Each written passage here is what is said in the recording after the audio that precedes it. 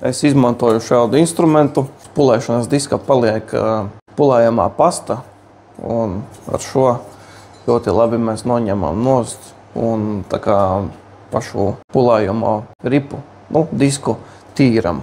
Un kas vēl man patīk, pulēšanas procesā man patīk iet ar Zephyr Pro 25 vai Zephyr Pro 40 starp pulēšanas pastām. Tā kā, piemēram, ej ar cieto pulēšanas pastu, rupjo pulēšanas pastu un gribi pāriet uz nākamo pulēšanas pastu, ir ļoti forši to disku noiet ar Zephyr Pro 25 vai 40, un līdz ar to no pulējamās virsmas tiek noņemta tā pulēšanas pasta, un līdz ar to ejot uz nākamo pulēšanas pastu, tev no iepriekšējās pastas nav palikušas tur pēdas kaut kādas. Pa lielam mums ir ar diskiem, kuriem tagad strādāšu, pa lielam mums ir vajadzīgs šāds komplektiņš.